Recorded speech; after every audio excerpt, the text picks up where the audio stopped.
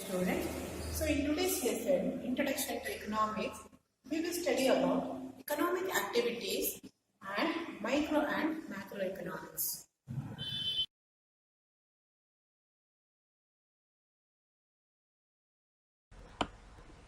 Let us study the definition of economics.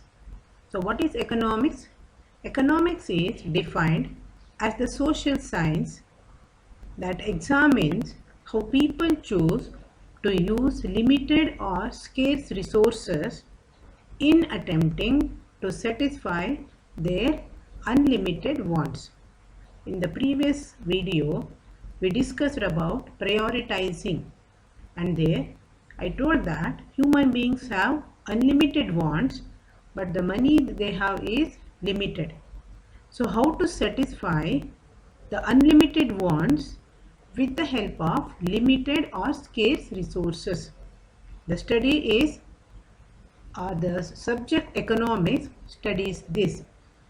So how to fulfill the unlimited wants with scarce resources. This is the definition of economics. Then how did we get this word economics? The word economics comes from Greek words oikos. First word is oikos. The meaning is household, and the next word is nomos. Nomos means management. So economics means household management. In early days, the ladies used to manage the activities of house, and they used to spend money, and they used to save money also, and they would try to satisfy the wants of the family members. That's why this is called household management. And economics is the study of how the society uses its resources to satisfy the basic needs. We all have to fulfill our basic needs. Which are the basic needs? The basic needs are food, shelter and clothing. So after satisfying these basic needs, we go to other needs like comforts, and then we go to luxuries. If we satisfy the comforts, then the next step is luxuries who have more money or more resources.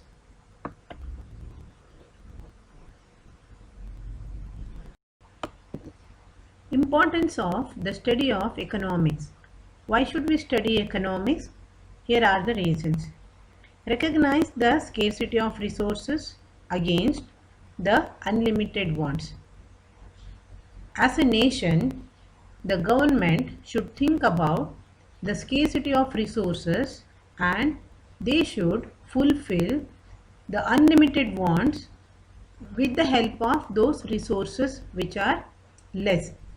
So how to use them?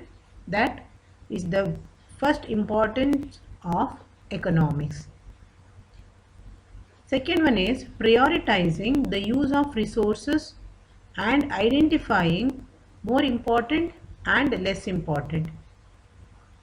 As I mentioned earlier, prioritizing, we have to give more importance or more priority to the more important needs, and other needs get lesser priority. So what should we do? We have to identify more important and less important uses or needs. So then only we can use these resources, whether it is human resource or whether it is mineral resources or fuels, we can get maximum use when we prioritize the needs. Third one is economize on the use of resources and search for more efficient ways of using the resources. So we have to save the resources. If we have petrol or coal, we should use them judiciously so that our next generation also can use them.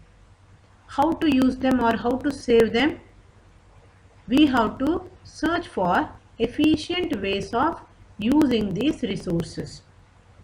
Then only we can use these resources for many days and many years also.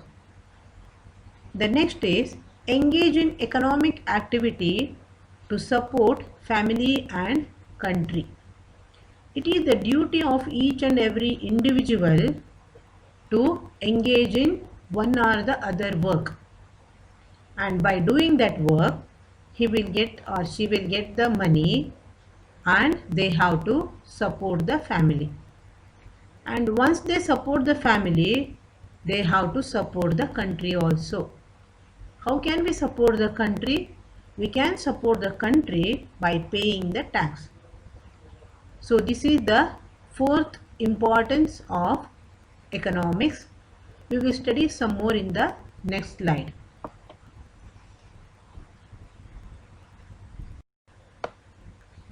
Contribute to government's revenue and assist it in discharge of its developmental and welfare programs. When you are earning for your family, you can contribute to the revenue of the government. And what does the government do with this money, tax money? Government does some developmental and welfare programs like building hospitals, parks, then construction of bridges, maintaining the roads. So also developmental works, government needs the money, and that money government gets by tax. So we have to pay the tax to the government, and we have to increase the revenue of the government. The next use is understand the socio-economic problems of the country like poverty, unemployment, inflation, and try to provide solutions to these problems. So as the people of the nation, we have to understand the socio-economic problems of the country, because they are the problems of the society as well as they are the problems of economy also. So they are called socio-economic problems. So what are they? They are poverty. So what is the reason for poverty? How can we eradicate? What are the reason for unemployment? How can we eradicate? So we can give the solutions to these problems. And one more term is inflation. The price of onion, which was 40 rupees kg or 30 rupees kg last year, suddenly it rose to 100 rupees or 120 rupees. So what is this called? This is called inflation. The price of a commodity, if it increases very badly, then we call it inflation. So what are the reasons for inflation? Why did the price of onion increase? So all these problems, the people who study economics can study, and they can provide solutions also. The last one is suggest some better policies to bring desired growth and development of the nation or development of the countries. The people who study economics, those who do their masters and do research in this subject, they can suggest better policies. How should be the policy of the nation? On which area the government should spend money? How much tax should the government collect from the people? And how many developmental activities the government should introduce in a year? What type of development work should the government introduce? Where should the government spend money? So all these things can be told or explained by the people who study economics, and their contribution to nation is really very great. So for this we have to study economics.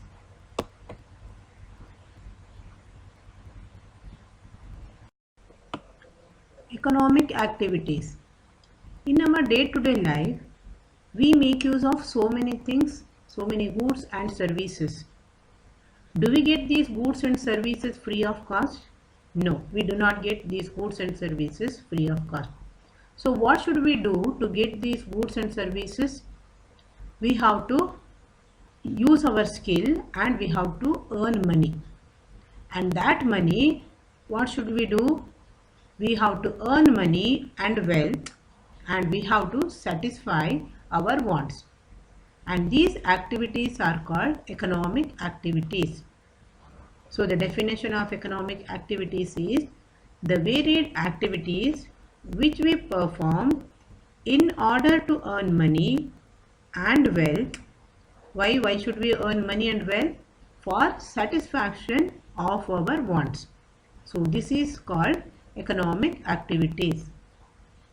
And how many types of economic activities are there? There are 4 types. Let us learn the first type of economic activity. Production. What is production? Activities that produce goods and services are called production. So what do they produce here? They produce the goods. So here, which are the goods?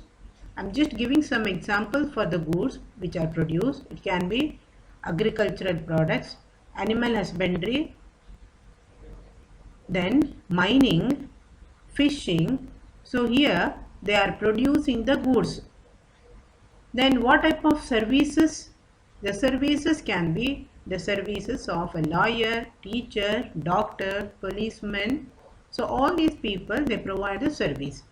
Someone teaches you, someone takes care of your health, policemen give you security, protection. So they are called service.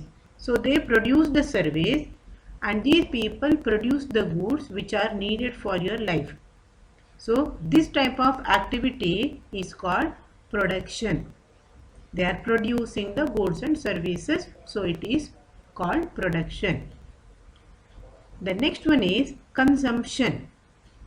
Consumer, you have studied. Now this is one activity that is called consumption. Man satisfies his wants by buying goods and services. So he is a consumer. All the human beings are consumers. In one or the other way, we are consuming the goods and services. If a person is a doctor, he is a producer because he is producing the service. But he is a consumer also, or he is involved in the activity called consumption because he consumes the products of farmer, or he consumes the services of policemen. So this type of activity is called consumption, and he is a consumer.